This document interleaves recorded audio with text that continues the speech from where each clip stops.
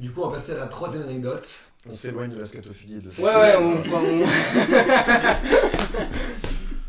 Cet épisode des fléchettes, comme les deux précédents, est décomposé en deux parties. Si t'es là, c'est certainement que t'as déjà vu la partie 1 qu'on a tournée avec Stache. Si c'est le cas, merci à toi, et si c'est pas le cas, tu peux toujours aller la retrouver sur notre chaîne YouTube. En tout cas, n'hésite pas à t'abonner, à laisser un j'aime, et à nous dire en commentaire ce que t'as pensé de cette vidéo. Ah, et je t'embête pas plus longtemps, juste à la fin de la vidéo, on vous a laissé un petit bonus qu'on a tourné avec Stache. Je vous en dis pas plus. On se retrouve à la fin de la vidéo. C'est l'anecdote numéro 3. Et 3, ça rime avec petit pois et certainement pas avec moustache. on est en été, et avec mes parents, mon frère et mes parents, on part en road trip à vélo en fait. Et en fait, parce que mes parents ils veulent aller voir un truc en Autriche. Ok, ceci est absolument faux. Ouais. Alors en Autriche, puis après... Ils veulent aller voir un truc en Autriche, donc on part à vélo avec mon frère, mes deux parents, quoi, mes parents. Ah, t'as Et deux moi. parents? Ouais, j'ai deux parents, c'est délire. Ouais, c'est délire, ouais, c'est vrai. On part en Autriche. Et du coup, on a les sacoches, tu vois, derrière le vélo et tout, etc. Paf, paf, on pédale. Et on arrive en Autriche, et en fait, ils voulaient visiter des maisons écologiques, parce qu'il y a un architecte célèbre qui a fait des maisons là-bas. Donc, Et qu'est-ce qui se passe après? très très fort. Et donc là, tu vois, putain, on est en Autriche, tu vois. Ouais, stylé. Donc là, on est en Autriche. Ouais. Et mes parents, ils visitent des trucs écologiques. C'est super, hein. Mais mon frère et moi, ça nous intéresse pas trop. Et du coup, on a déjà fait 1000 bornes, tu vois, pour y aller. Hein, à vélo. Et du coup, là, on leur dit, bon, écoutez, nous, avec mon frère, on va repartir à la maison en vélo. Du coup, un matin, hop, paf, avec mon frère, on remplit la tente.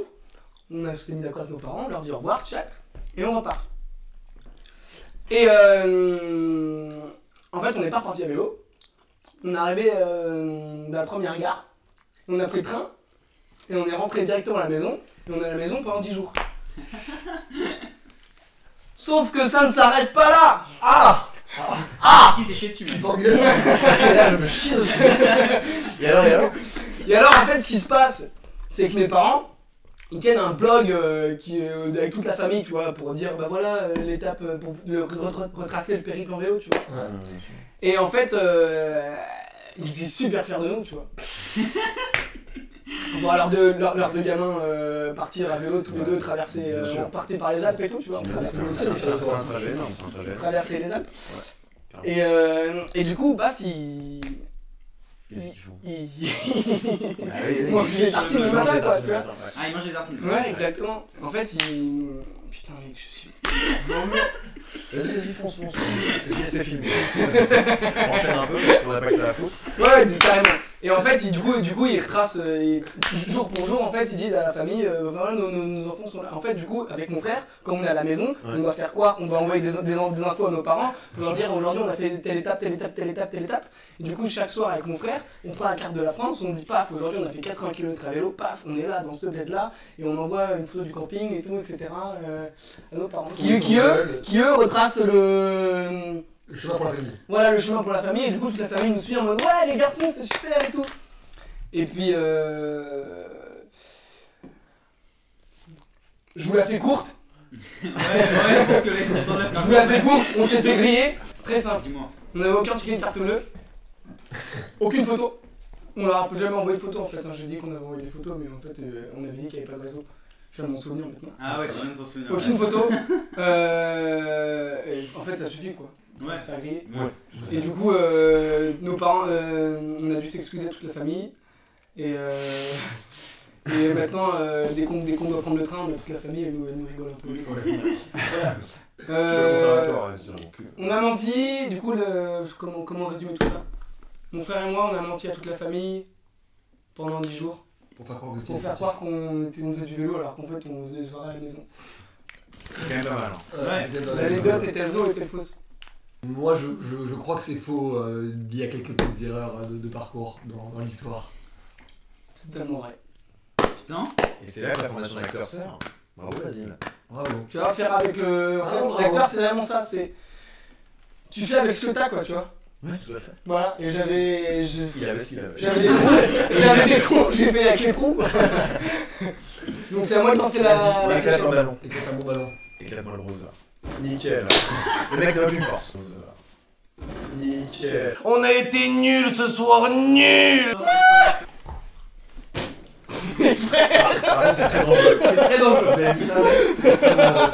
Moi, je vais y aller. Dernière anecdote, on est tous morts dans un tournage. Ouais, clairement. Et ce sport, quel est votre tournage le plus sportif que vous ayez fait dans votre vie? Ah bah, Celui-là peut-être. clairement, ouais. Non, on va éviter de fléchettes en fait. Ce serait pas déconfiné 10 jours. C'est vrai que c'était sportif ça quand même. C'était très sportif. Mais en même temps, confini, bah en fait, confini déconfini, c'était quand même vachement. Confini en fait, c'était sur 3 jours, mais c'était 3 jours intenses. Le déconfini, c'était un peu un marathon quoi, mais. Alors, en fait, on a tourné Confini, donc c'était une web série sur le confinement, et donc on a joué ensemble avec Basile. Donc c'est une série que j'ai développée avec mon collectif, donc avec différents auteurs, etc. Donc on a eu 2 semaines d'écriture pendant le confinement. Ensuite, une fois qu'on avait écrit le scénario, on est parti se confiner dans un appartement à Paris. Et là, on a tourné pendant 3 jours. Faut pas le dire ça parce que c'était interdit. Oui, mais... Mais c'est là. Non mais justement, les artistes, pendant le confinement, c'était aussi la voix du peuple. Donc on était aussi là pour vous divertir, etc. Donc en soi, c'était du travail. Ouais. On autorisait les gens à travailler, etc. Ferme ta gueule. Et donc, bref, et donc du coup, voilà. Donc en fait, on a tourné pendant 3 jours non-stop, de 9h à 21h, parfois 23, parfois 23h. Donc c'était 3 jours hyper intenses, et surtout on tournait dans une ambiance qui était très particulière, parce que c'était vraiment le confinement. Donc c'était hyper intéressant d'avoir pu écrire pendant 2 semaines et demie en étant confiné à la campagne, ensuite d'aller chercher les acteurs, les réalisateurs, et de se confiner à 4 dans un appartement, et puis tourner non-stop pendant 3 jours, et d'ensuite enchaîner 6 jours de montage chez le monteur, tout ça en période de Covid. Donc c'était sportif, et puis l'ambiance était géniale en tout cas. Putain, c'était trop Putain, J'ai respect, adoré faire les ça gars. avec toi. Bravo. Moi aussi, Marc. Alors on va passer à la suite. Bien, ça a fait une image de Ce sera un peu plus vertueux. Allez, on enchaîne. Dernière anecdote. Ça se voit que je sue à la caméra. Ouais, ça se voit, je pense que ça Ouais, se voit. mais je suis aussi, avant Je t'inquiète suis pas. aussi. Quand tu es des petites, les Parce que je fais de l'acromégalie, que les spectateurs sachent. L'acromégalie, c'est une hormone de croissance un peu trop développée, et donc ce qui fait que tu peux suer, que tu fais de l'apnée du sommeil, etc. C'était le plan médical. On passe à l'anecdote. Je balance une anecdote. Tu balances ce que tu veux, du caca, de l'érection, peu importe. Je vais essayer de retourner un peu dans le. Du vomi. Et c'est l'anecdote numéro 4. Et n'oubliez pas que vous retrouverez votre 4 quarts au rayon épicerie de votre épicerie. L'anecdote que je vais raconter est absolument vraie.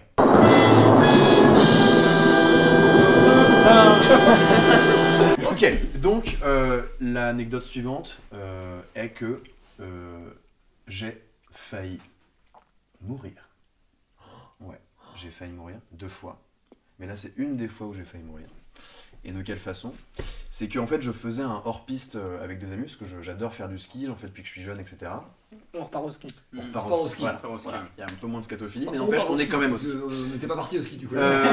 Et donc, bref. Et donc, en fait, donc je pars rejoindre des potes, je leur fais une surprise en plus, je pars pendant 2 jours les rejoindre à Saint-Nicolas-de-Véros, etc. Et puis on se fait une journée de ski avec tous mes potes, hyper sympa. Et à la fin de la journée, j'ai un pote un peu casse-cou qui me propose de faire un hors-piste qu'il a repéré sous le télésiège. Et donc du coup il me dit ouais, enfin lui voulait y aller tout seul, et en tant que bon pote, je lui propose de l'accompagner. Je lui dis bah je vais pas te laisser y aller seul, je vais venir avec toi. Et donc du coup on part, on descend la piste et tout, et puis on commence à rentrer dans un petit couloir rocheux.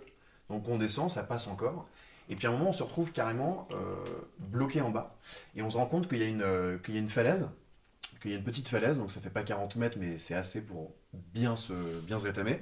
Et en fait, on se rend compte qu'on est totalement bloqué par la falaise, et qu'il n'y a ni possibilité d'aller à gauche, ni possibilité d'aller à droite. Donc là, on commence à prendre un petit coup de chaud, surtout qu'il est 15h30, 15h45, à peu près. Un peu de brouillard, etc. Bref, pas ouf. J'étais en ski. Et donc, bref, et mon pote était en snow aussi. Et donc bref, on se retrouve bloqué, et du coup la seule solution c'est pour l'instant de déchausser, parce qu'avec mes skis je pouvais plus bouger, et je me suis dit que si j'enlevais mes skis j'allais être un peu plus mobile. Et donc ce qui se passe c'est que j'enlève mon premier ski de droite, je le vois tomber de la falaise, et je vois qu'il fait une sacrée chute, et je me dis que j'ai pas envie de faire la même chute que mon ski. Par rapport à ma vie en fait, Ouais, bien sûr. et à mes projets futurs. Évidemment. Et donc du coup, voilà. Et en déchaussant du deuxième ski, crac, il y a ma chaussure qui glisse. Putain, t'es acteur toi, non? Ouais, je suis comédien, je peux pas faire. Là, ça c'est une chute de là. Et donc, bref, et donc là, il y a mon deuxième ski qui déchausse, et là, je glisse, je me retrouve à plat ventre sur la falaise. Là, je commence à glisser comme ça le long de la paroi, et je réussis à me raccrocher à une roche, comme ça, mais genre, mon doigt se raccroche à une roche comme ça, et je me retrouve suspendu, comme ça, à un mur, tu vois. On voit mes bras là dans le plan. On voit tes bras. Et je me retrouve, on les voit bien. Donc je me retrouve suspendu comme ça à la falaise, et là je me dis, petit coup de flip et tout, donc mon pote il y a Seb, 6 mètres plus haut et tout, en train de flipper sa mère. Et donc là je me retrouve suspendu, et je me dis que ça y est, au moins je suis accroché. Pour combien de temps, j'en ai aucune idée. Parce que le problème c'est que personne nous voit vu qu'on est en hors-piste, que nos potes, parce qu'on était genre 6, et sauf qu'on était que 2 à être partis dans leur piste. Donc nos potes en fait ne savaient pas où est-ce qu'on était. Et donc je reste suspendu pendant une bonne demi-heure à cette roche. Au bout d'une demi-heure, il y a une petite foule qui se forme en fait en bas, parce qu'à un moment il y a un petit qui fait « Maman, regarde, il y a 2 mecs suspendus qui font de l'escalade. Ils font pas d'escalade chérie, ils sont dans la merde, on va appeler les flics. » Donc du coup je suis suspendu au truc, etc. Et en fait il y a une foule qui se forme, du coup les pisteurs sont prévenus dans la station, etc. Nos potes aussi commencent à se dire « Tiens, c'est marrant, il y a tout un public face à une barre rocheuse. Ce serait pas nos potes, si complètement c'est Seb qui est suspendu. » Et donc là bref, donc, tous nos potes sont comme ça en bas du truc. Et le problème c'est qu'ils préviennent des hélicoptères à Courchevel, machin, qui étaient censés venir nous chercher. Et sauf que la paroi était trop instable, et donc c'était trop dangereux de faire intervenir un hélicoptère pour qu'on vienne me chercher en rappel. Donc c'est... en rappel de l'hélicoptère. Donc c'est un mec en rappel à ski, qui est allé en haut de la barre rocheuse, il a planté des clous dans le couloir, il est descendu avec sa corde. Le problème c'est que il a commencé à descendre au bout de 45 minutes, ça faisait déjà 45 minutes que j'étais suspendu, et donc j'avais commencé à faire des prières alors que je suis pas nécessairement croyant, j'ai fait ma première communion mais j'avais commencé un peu à lâcher l'affaire de Dieu à ce moment-là, mais n'empêche que j'ai commencé à reprier, à me dire en fait peut-être que t'es là quand même, bref, donc j'ai prié pour ma famille, j'ai pensé à mes amis, etc. Je discutais un petit peu avec mon pote mais pas trop parce qu'il fallait que je garde de la force, et parce que le problème c'est que j'avais des prises aux mains mais j'avais pas de prise aux pieds, et les chaussures de ski c'est assez lourd, donc il y avait vraiment que mon flip qui me retenait en fait. Et en fait quand le mec descendait, comme c'était un couloir assez étroit, toute la neige que le mec faisait tomber se foutait à l'enfer. Et en plus, c'est vraiment vrai. Ouais. Et bref, et toute la neige se calait dans ma nuque. Et donc, non seulement j'étais accroché depuis longtemps, et donc je reste accroché et tout. Donc je me tape de la neige, donc là je commence à me peler le cul. En plus, j'avais un casque et la neige commençait à se caler sur ma visière et tout, donc je ne voyais plus rien. Mon pote essayait de gueuler au mec en mode arrêtez, parce qu'il voyait que je me prenais toute la neige et que ça commençait à faire lourd sur mes épaules. Et bref, et là, donc le mec finit par descendre au bout d'1 heure et demie.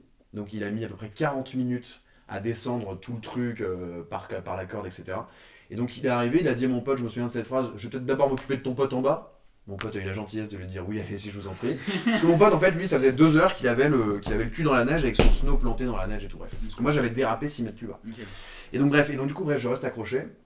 Et le mec arrive, il me sangle comme ça, il me sangle autour de la taille, et ensuite il me fait descendre, donc j'ai pu me faire descendre jusqu'en bas de la piste. Et après on est redescendu avec les pisteurs, j'avais plus de force dans mes bras, j'avais plus de force dans mes jambes, j'étais tétanisé, j'avais froid et tout.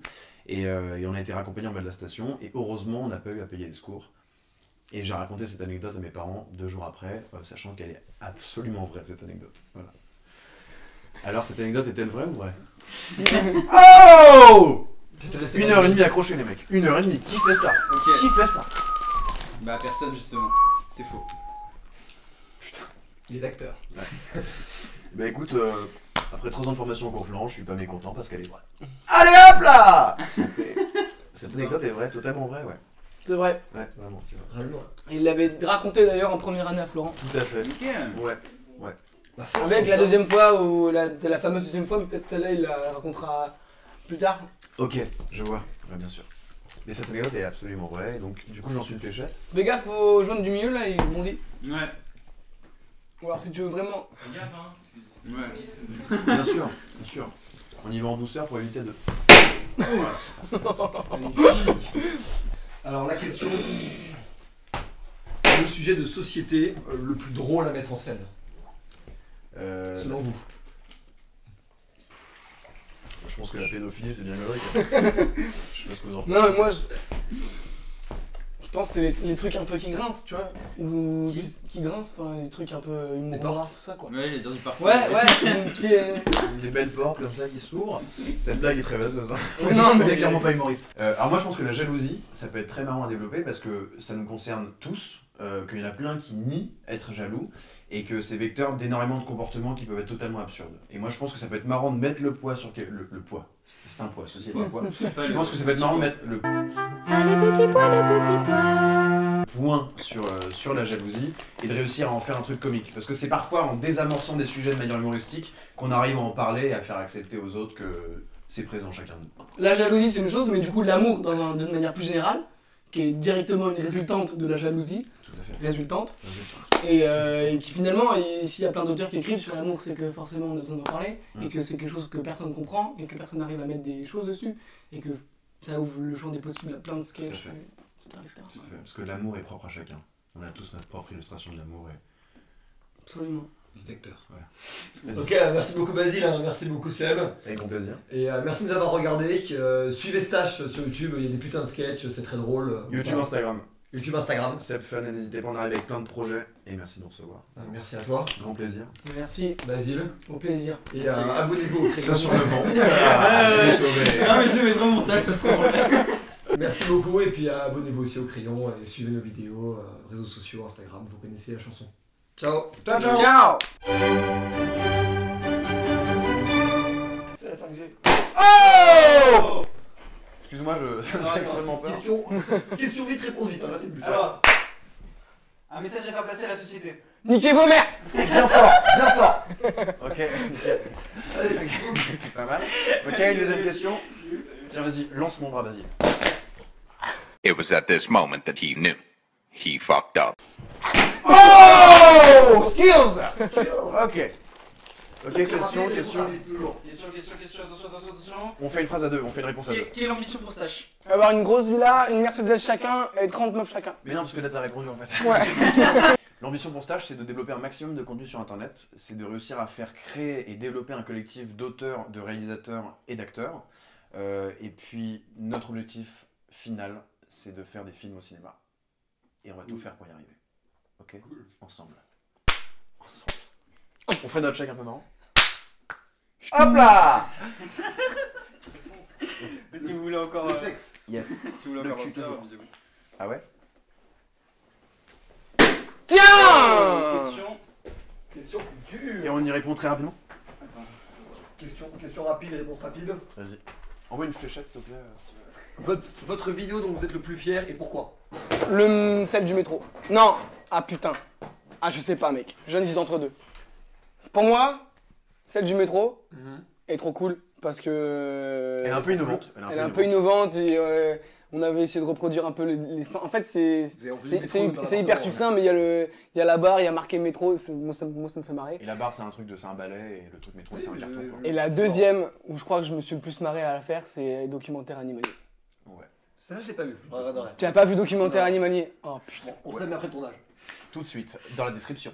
Et donc en fait, ouais, documentaire animalier, en fait, c'est Stache et Joe qui sortent du confinement. Et donc en fait, on s'est filmé en mode documentaire. On est des dinosaures. Et lui, dans son... Oh. Et donc lui, en direct. le plateau en carton. Et donc bref, et documentaire animalier, on a tout filmé en mode docu. Et nous, on joue des animaux. Et ce qui est marrant, c'est que je me suis rendu compte le jour du tournage que Basile savait faire le T-Rex à la perfection. Clairement, le mec m'a bouffé sur la vidéo. Petit exemple de T-Rex. Vas-y, un petit exemple pour la caméra. Oh putain, comme ça, brûle pour point là. Voilà, brut pour point, frère. Attends, je te fais un peu de place. Waouh. Pas mal, non? Merci à tous ceux qui ont suivi cette vidéo jusqu'au bout. Pour ceux qui débarquent sur la chaîne et qui découvrent ce format, en fait les fléchettes, ça a juste pour vocation de se marrer et de s'amuser avec des invités et de découvrir leur univers et qui nous apprennent davantage sur leur métier. Voilà, sinon on a dépassé très récemment les 5000 abonnés, on tenait à vous remercier et on va bientôt faire une vidéo de FAQ avec aussi une grosse annonce. On vous en dit pas plus, abonnez-vous et vous saurez. Allez, salut!